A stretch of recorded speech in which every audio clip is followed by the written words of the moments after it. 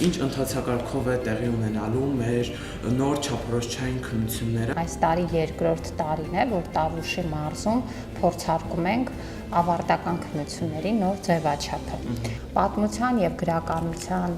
ավարտական քննությունները փոխարինում ենք էսսեյով, որպեսզի երեխաները ոչ թե կենտրոնանան ինչ-որ բաներ հիշելու վրա եւ հետո կարողանան դա վերարտադրել, այլ հետազոտական աշխատանք անեն, մի թեմա վերցնեն եւ կարողանան վերլուծել ու ներկայացնել նաեւ իրենց կարծիքն ու եզրահանգումները։ Բնագիտության առարկաների մասով նույնպես վերանայել ենք 9-րդ դասարանում եւ հիմա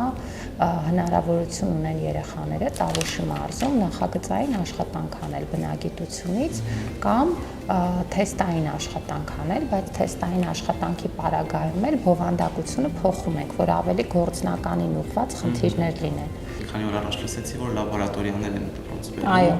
Եվ հենց դրա համար է նաև, որ բոլոր դպրոցներին լաբորատորիաներ ենք տալիս, որպեսզի երեխաները նաև կարողանան այդ գործնական հմտությունները զարգացնել։ Շատ լավ է դա։ Փորձեր կանենք։ Պատմությունը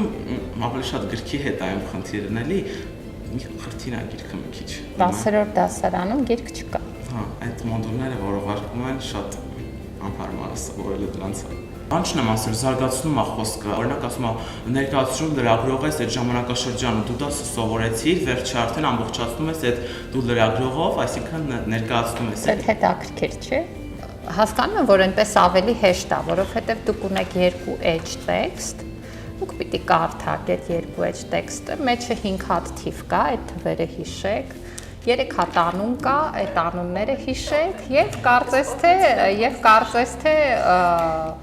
կարող եք արդեն պատմության որոշակի իմացության մակարդակ ապահովել։ Իսկ այս պարագայում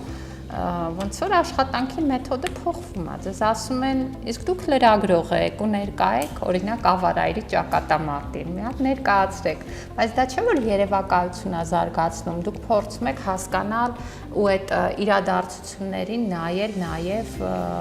տարբեր դիտանկյուններից։ Եթե իմանանք այդպես խոսելով լինելու, մեկնաբանելով լինելու, շատ ավելի լավ քննության գնալու համար։ Իսկ եթե կոնկրետ փաստեր անելու, դա արդեն մի քիչ դժվարացնում, այսինքն զուգահեռ պիտի գրքով աշխատենք։ Չէ, իհարկե, մենք պիտի ձեզնից ինչ որ պահանջում ենք, այդպես էլ քննությունը անենք։